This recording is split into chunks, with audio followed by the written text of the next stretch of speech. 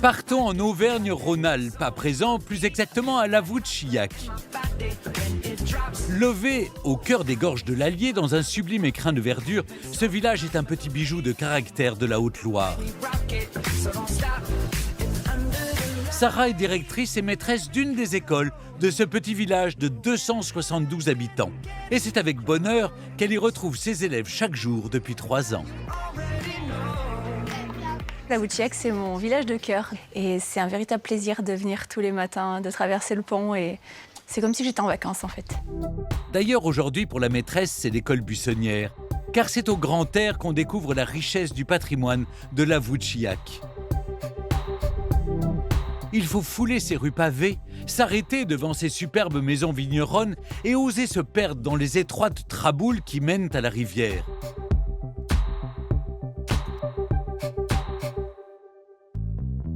C'est justement sur le pont médiéval du village, datant du XVe siècle, que Marilyn, guide du pays d'art et d'histoire du Haut-Allier, attend Sarah. Bonjour Marilyn. Eh ben bonjour Sarah. Comment vas-tu? Très très bien. Regarde, je t'ai ramené le soleil. Je vois ça, c'est parfait. On va être super bien pour découvrir la voûte. Oui. Tu sais pourquoi on l'appelle la voûte? Non. En fait, si tu observes bien, on a une sorte vraiment de boucle qui s'est créée. Oui. Et en fait, le terme occitan de boucle, c'est volte. Donc la volta. Et donc on va conserver le nom de la voûte. Au creux de cette boucle se dresse le superbe prieuré Sainte-Croix. Un projet grandiose entrepris au XIe siècle et modifié au fil du temps. Aujourd'hui, on peut admirer la façade semi-circulaire du XVIIIe siècle, mais c'est en haut de son église gothique du XVe siècle que Marilyn entraîne Sarah. Ici, tu es sur les terres des seigneurs de Mercœur. Je suis sûre que tu as déjà entendu parler de la famille des Mercœur parce que c'est une famille qui est emblématique.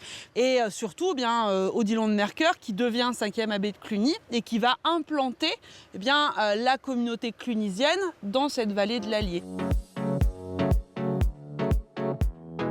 Il faut bien imaginer la puissance en fait de ce prieuré clunisien de Lavouchiac, puisqu'à partir de sa fondation en 1025, il va rayonner largement sur le territoire.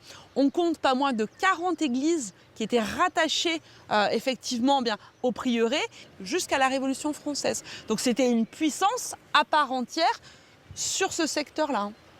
Incroyable. Sous cette bâtisse pharaonique, c'est maintenant l'histoire d'un petit trésor que Marilyn veut dévoiler à Sarah. Allez, viens Sarah. Celle du médaillon de la Vierge Notre-Dame trouvée. Le 8 juillet 1496, 2 jeunes filles du village qui s'amusaient sous le pont de la voûte, comme tous les enfants, qui jouent à entrechoquer des galets. Et à un moment donné, un s'est ouvert et une des jeunes filles a vu apparaître donc cette représentation de la Vierge à l'enfant. C'est vrai, on voit 2 têtes. Voilà. Authentifié comme un signe divin, ce petit caillou fut aussitôt mis à l'abri dans ce reliquaire d'or et d'argent. Donc pour les habitants de la voûte, c'est vraiment le trésor de Lavouchiac.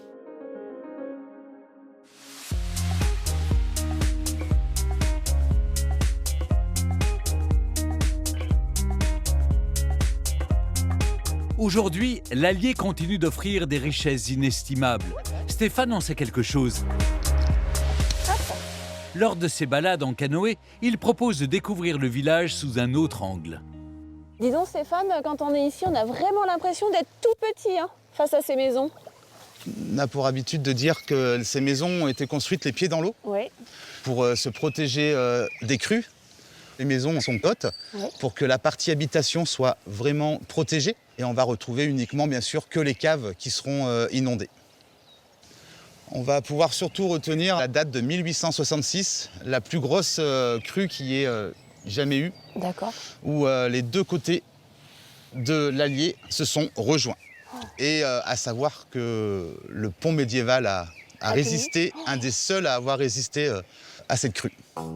Une nature parfois hostile, mais le plus souvent source d'émerveillement pour qui prend le temps de l'observer. Milan Royal, Héron ou Martin Pêcheur ouvraient l'œil.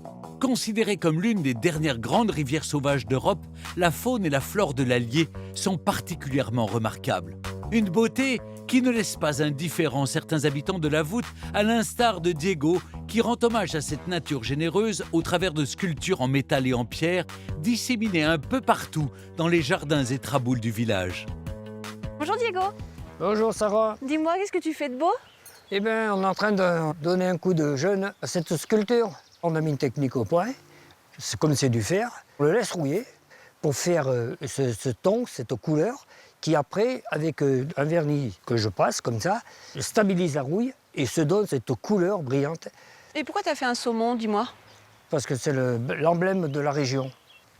Ça me rappelle un peu ma jeunesse, parce que j'allais au bord de l'eau, voir pêcher les saumons, ils sautaient les barrages et tout. C'était une rivière à saumon, très importante. Et aujourd'hui, on n'a plus le droit de pêcher les saumons, mais c'est une des dernières rivières où on en trouve. Exact. Donc il faut préserver ça. Préserver, coûte que oui, coûte. oui.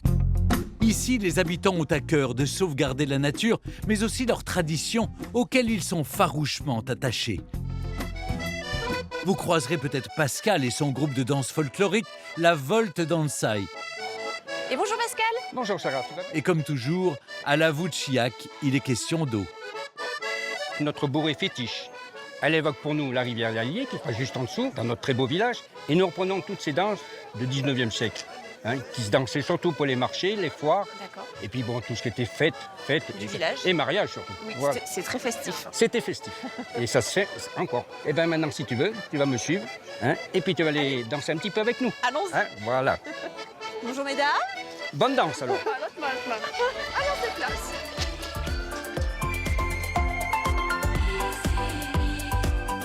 De passage à la voûte Chiac, découvrez le trésor de Notre-Dame trouvée, profitez d'une descente en canoë sur l'Allier et enfin, partez vous perdre dans les traboules à la recherche des œuvres d'art de Diego.